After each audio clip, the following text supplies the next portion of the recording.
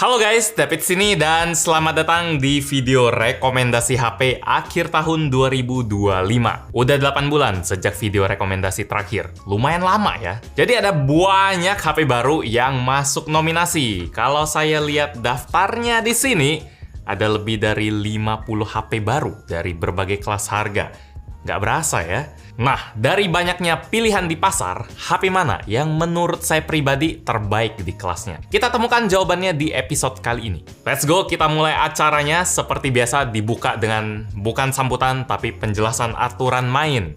1. Semua HP yang jadi nominasi di video ini adalah HP resmi yang pernah saya cobain sejak edisi terakhir, edisi Lebaran 2025 kemarin. Jadi kalau HP-nya nggak resmi, atau saya nggak pernah cobain, atau udah pernah jadi nominasi di video sebelumnya, di sini nggak disebutin lagi. 2. Semua isi video ini adalah 100% pendapat saya pribadi. Sangat subjektif, nggak ada backingan ilmiah atau dasar apapun selain karena saya mikirnya gitu.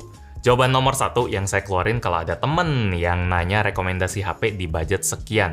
Kalau Anda punya pendapat beda, silakan komen di bawah. Pilihannya apa dan alasannya apa. Nggak ada jawaban yang salah, asal jawabnya dari hati ya. 3. Saya pakai patokan harga terbaru di e-commerce. Harga pasaran sekarang, bukan harga launching. Karena udah ada beberapa HP yang harganya turun ya, dan ada yang naik. Itu seru, lumayan mempengaruhi penilaian, nanti Anda lihat.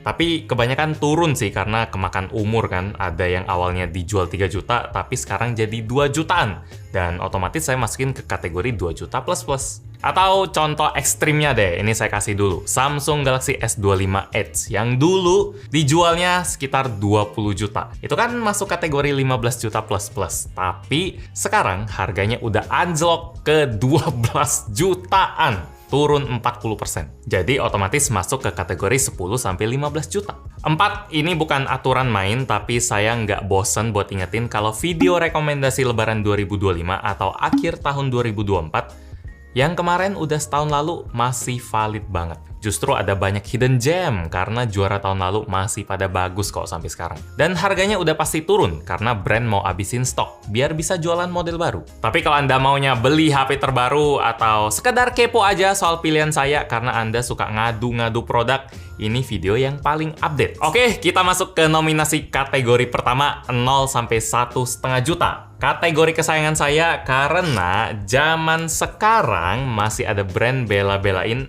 bikin HP sejutaan, saya salut. Juara bertahannya adalah Redmi 14C. HP yang udah ngasih NFC, RAM 6GB, internal 128GB, layar bisa 120Hz, desain ganteng, kamera bagus. Itu maksud saya tadi, HP lama pun masih bagus ya. Tapi karena stoknya udah menipis, dia harus digantiin oleh pemain baru yang nggak kalah cakep juga. Calon penerusnya adalah Samsung Galaxy A07, Itel City 100, dan Redmi A5. Pemenangnya adalah Samsung Galaxy A07, varian RAM 4GB, internal 64GB.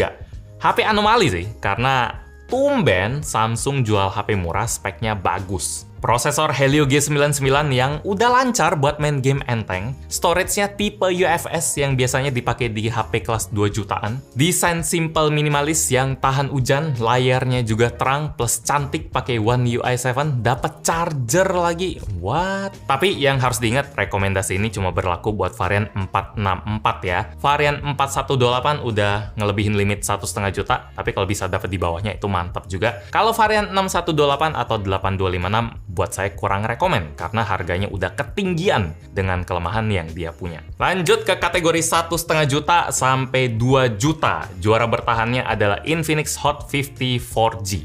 Dia ditantang oleh Redmi 15C dan Advan X1. 2 HP yang masih jauh sih dari juara bertahan. Jadi Infinix kembali juara back to back. Pemenang di akhir tahun 2024, Lebaran 2025, dan menang lagi di akhir tahun 2025.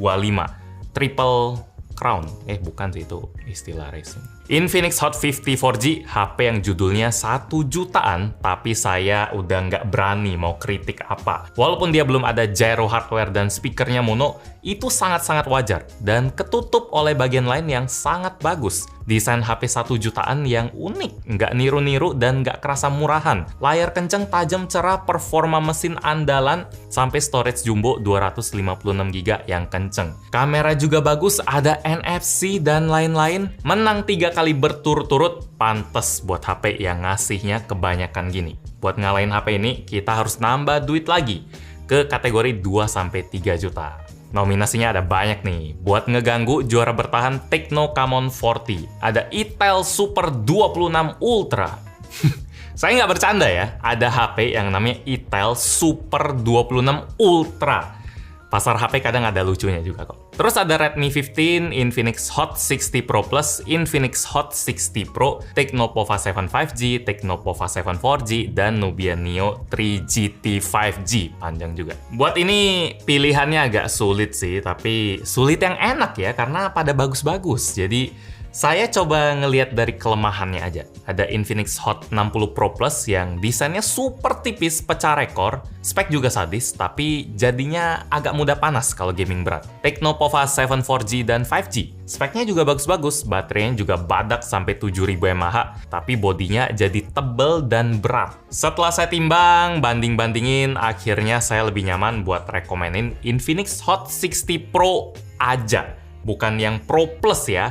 Hot 60 Pro, karena speknya bagus tanpa ada minus yang berasa, tetap tipis di 6,6 mm, enteng di 170 gram tanpa mudah kepanasan waktu dipakai gaming. Baterai pun tetap termasuk gede di 5160 mAh. Layarnya sangat cantik, bezel tipis, terang, panel AMOLED kenceng, resolusi tinggi. UI HP-HP transient juga udah mateng, kelihatannya rapi, fitur AI banyak, kamera juga udah next level dibanding HP-HP 1 jutaan tadi. Dan harganya juga enak, 2 juta kecil, nggak sampai 2,5 juta lebih. Emang sih HP 2,2 juta sama 2,8 juta itu sama-sama 2 jutaan, tapi rasanya lebih puas nggak sih kalau 2 jutaannya itu 2,2 juta kayak HP ini? Jadi lebih puas lagi rasanya. Next, kategori 3-4 juta. Juara bertahannya adalah Infinix Note 50 Pro 4G. HP yang sampai sekarang luar biasa bagus. Dia ditantang oleh HP-HP keren lain macam iQOO Z10R, iQOO Z10, Infinix GT30 Pro, dan Tecno Camon 40 Pro 5G. Kalau ini lumayan mudah milihnya, Tecno Camon 40 Pro 5G.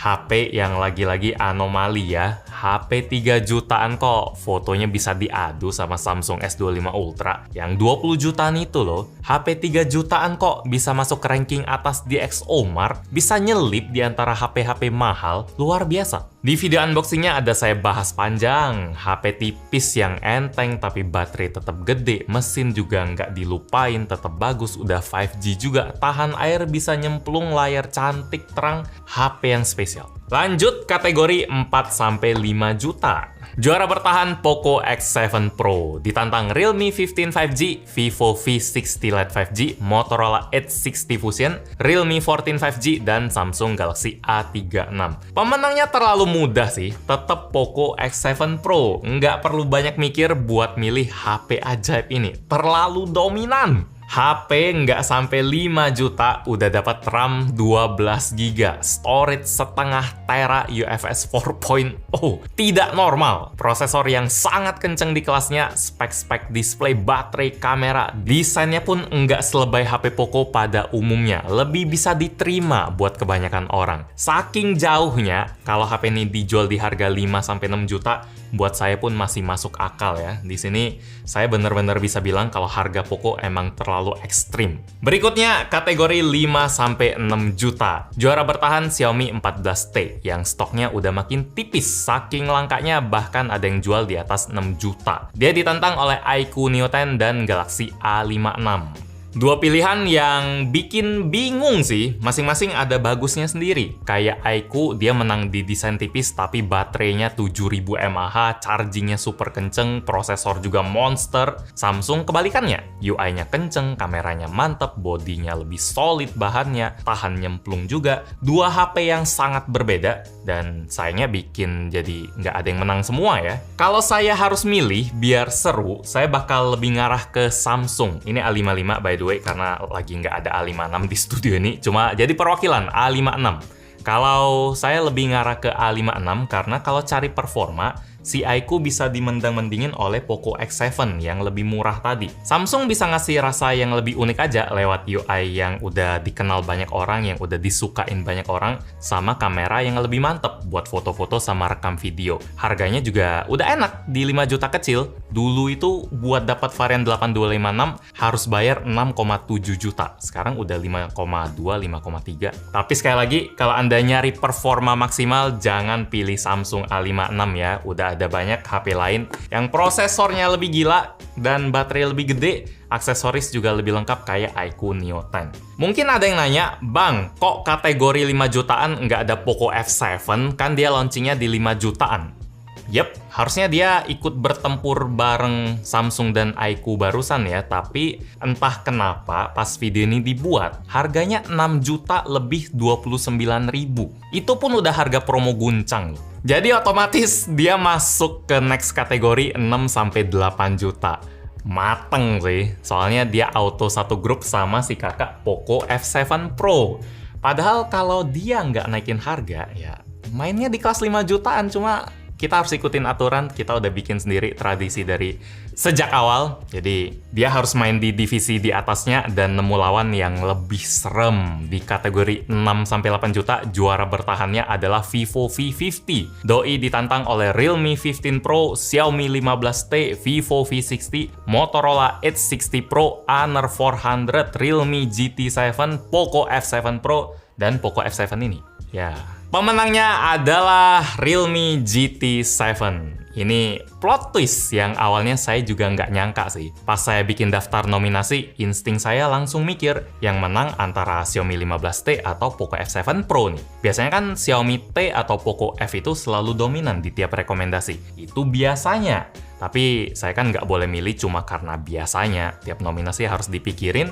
Dan kali ini Realme yang menang karena rasanya lebih all-rounder aja, lebih dapat banyak. Realme udah punya kamera lengkap, triple kamera, sampai ada kamera zoom 2 kali optical yang Poco F7 Pro pun nggak punya. Rekaman videonya bagus, sampai ke kamera depannya bisa 4K 60. Spek mesin yang juga serem, bisa libas semua game di setting tinggi, itu lebih bagus dari Xiaomi 15T regular. UI juga dewasa, ala-ala color OS-nya Oppo, nggak ada iklan, baterai jumbo 7000 mAh, charging 120 watt, desain tetap enak dipegang, kelihatan kalem juga. Realme GT7, dia bisa ngasih rasa-rasa flagship killer.